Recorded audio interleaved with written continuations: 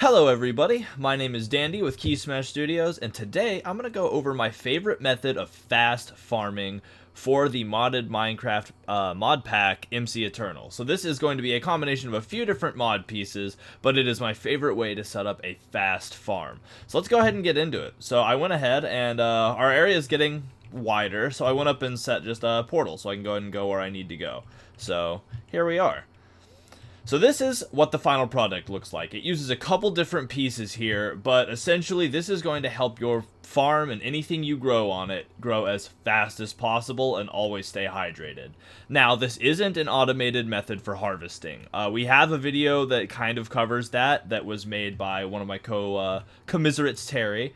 But this is just going to show you how to set up what I consider the fastest farm. Now, this relies on the player being nearby for some of the finer details, but we'll get into that near the end. This is just the finished product. So let's go over to our workstation here, and you can see I decorated with pumpkins because it's almost Halloween. Ain't that great? So yeah, happy Halloween to everybody who celebrates it.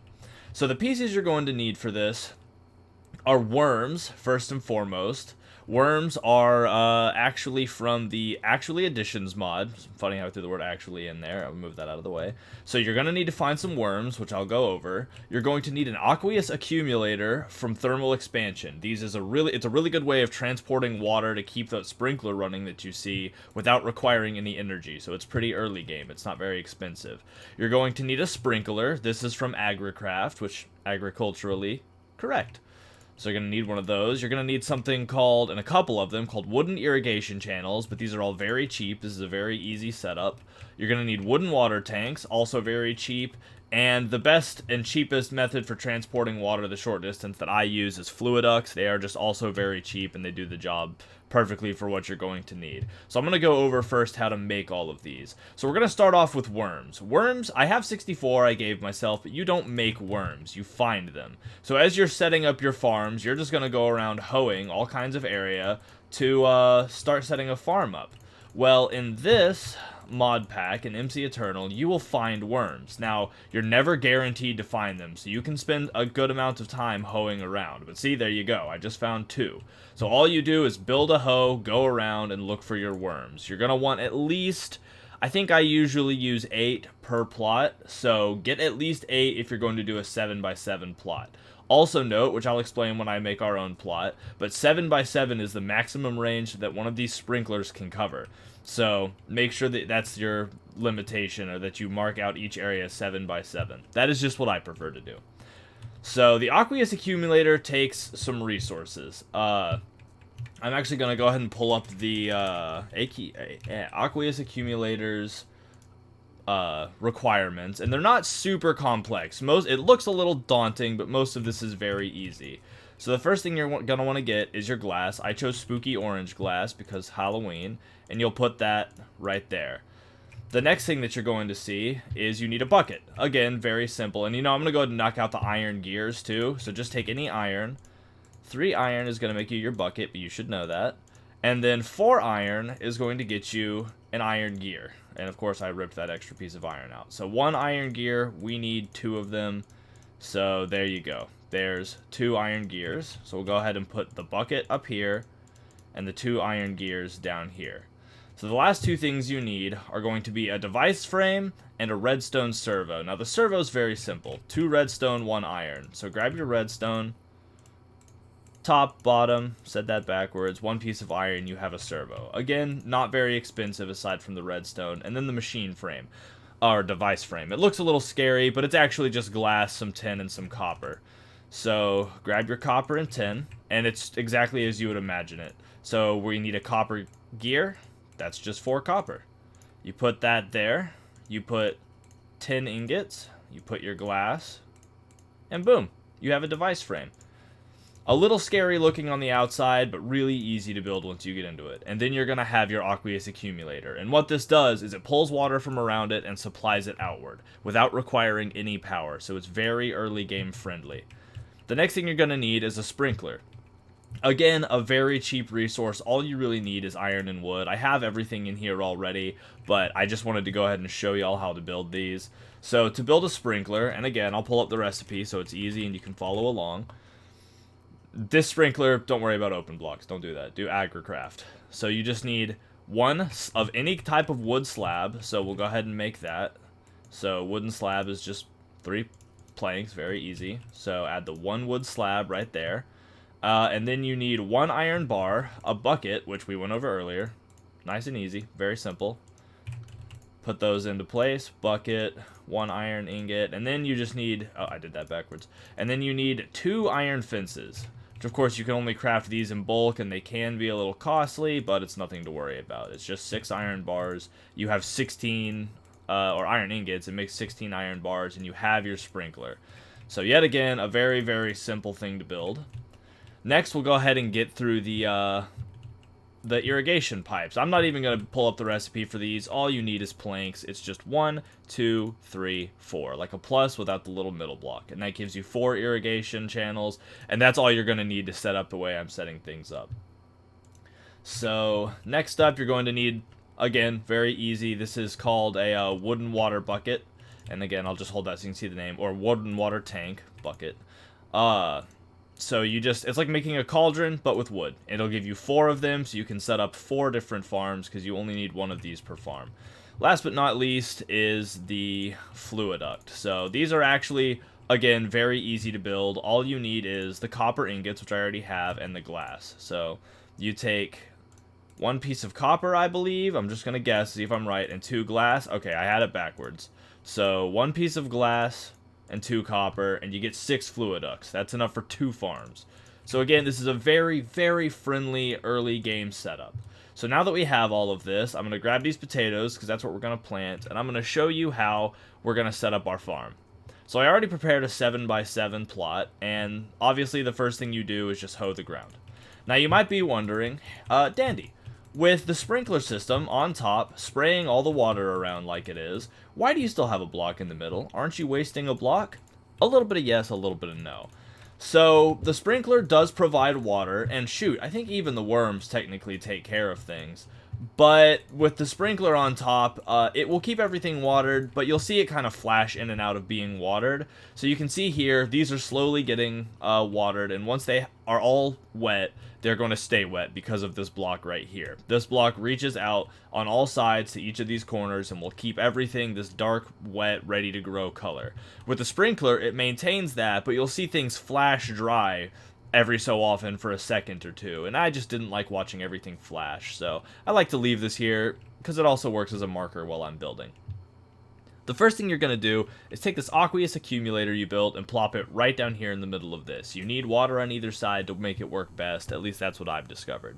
So take it and boop, and now you'll even see the port where you need to pump out the water. This is where the Fluiducts come in. So you're going to have to shift right click. If you just right click, you'll see the contents of here, and you can... It has redstone controls, but once you drop it down, it's already on, and you're never going to need to mess with it. So shift, right click, 1 pipe, 2 pipe, and then sometimes I put 3, but I'm not going to for this. I'm just going to use 2. Put the water tank on top of this pipe, and what you're going to see here, and I'll burn a water tank to show you, is this is going to start filling up with water. So it's already full. So because of this Fluiduct, no power, no nothing, it's always going to be full of water. That's where the irrigation channels come in. You want to position your sprinkler directly over the center water piece. So just boop, boop, boop, and boop. All it takes is 4, the exact amount that you build in one go. Then all you have to do is place your sprinkler right on the bottom here, and the sprinkler's activated. And you see it helped fill out all of those. So it works from above and below. I just like having the water here again for aesthetics. Now, I'm going to run back. I did forget to grab my lanterns. So, torches, lanterns, I use torches because aesthetic, and because I'm in creative and can give myself these. But I like to keep lights on these, so usually I'll be a little overabundant and cover them in lights, and that's just because it helps make sure that there's a light source touching these. A lot of my mines are my farms are built in mines or in tall buildings and don't have natural lighting touch them, so doing something like this ensures that the light level is satisfactory for any kind of plant you'll grow here. And you can also see that the irrigation channel is full of water along with this tank, and it'll never run out because of this system right here. And none of this takes power, so again, very early game friendly. Past this, you add the worms. So I'm going to go back and grab those real quick and go ahead and clear out my inventory a little bit. So we'll get rid of all this stuff here and grab the worms. I have 64 because why not?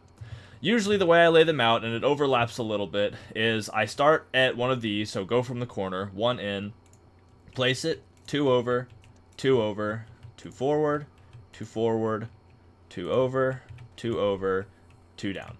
Boom. That's going to cover every single square on here, and what the worms do is help provide nutrients and add extra growth ticks to your plants every couple seconds at a random interval, or at random locations. So from here, all you have to do is plant, and you just watch things grow. And this setup actually works for a lot of different varieties of plant throughout the mod pack. Earlier, I did a basic introduction into mystical agriculture, through which you can grow all kinds of resources for yourself, and this setup works for that. This is actually the setup that I use to help myself grow resources that I use in the game via mystical agriculture, such as iron or diamonds or ender pearls later on in the game. So you'll see watching it, you can see the little green things pop up. That's your plants growing a little more rapidly. Now this setup is going to work much more efficiently than just a standard wait for daytime farm, because of the sprinkler, the water in the middle, and then all of the worms. Now there are two more things you can do to maximize the potential far beyond what can naturally work in just with these mods alone, and that's farming upgrades. So in this game mode, if you hit B, you'll open, and this is specific for MC Eternal mod pack, if you hit B, you open your skills menu. And under the crafting section, because there's combat, mining, and crafting, you'll see green thumb. You can add levels. Every 5 levels that you have on your experience bar, you see I have 13, you go in here, click add level, and then up in the top here, it adds 1 level per 5 levels, because now I'm down to 7, and when I use this again, I have 2 levels up here, but I'm down to 2 in the real world. But if you put levels into green thumb, you're automatically going to watch your crops grow faster around you. That is a super important skill for fast farming. So if you can max this out at level 10 by slaying a bunch of mobs, mining a whole lot for levels, or finding a way to grow experience using mystical agriculture, you will watch these plants grow from tiny shrubs at 0% to full grown in no time. Even harder than that is the secondary skills tree through your items menu. Here, there is a farming subcategory, and one of the unlockable skills is called green thumb. It takes a lot longer to unlock this than the skills here, than the green thumb here, because they are different. But if you can get both that to level 10 and unlock this green thumb perk, which makes plants around you grow faster, again, you will never see faster plant growth. That is almost critical for a super efficient late game mystical agriculture farm, and for helping you grow any kind of plant you need if you're trying to hunt for all of the quest points that involve Pam's Harvest Craft, because it lets you grow food products so much more quickly without being reliant on fertilizers that you have to craft or bone meal.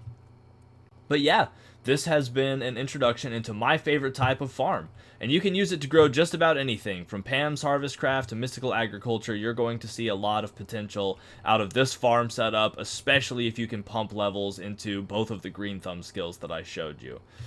So thank you so much for watching. It's been really fun to work on these, and I really hope that you like my preferred farming setup. I'm sure there's a more efficient one, but this is very early game friendly and will get you a lot of the resources that you need in a relatively quick time. So the next video that I plan on making actually is going to work with this, and if you haven't watched our previous tutorial, the rats mod that I showed off last time, because there's a lot of cool stuff in that mod. And I'm going to teach you how to farm the passive coins that you use in the quest shop right up here. So yeah, thank y'all so much for watching. Again, we've been Key Smash Studios. We love making these mod packs tutorials, and if you want to see any more of them, please do let us know. If you need to see anything specific or are confused on how any of the mods work in MC Eternal or any other mod pack, please let us know, and we'd be happy to help. You can let us know through the comments on this video right here, any of our other Minecraft videos, or by joining our Discord, which will be linked in the description. That's where you can talk to all of us people from Key Smash Studios, ask us for video suggestions, and just be a part of our awesome little family community.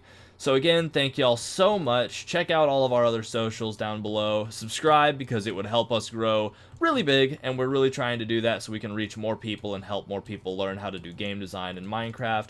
And thank y'all so much for watching. Have a happy Halloween, and goodbye!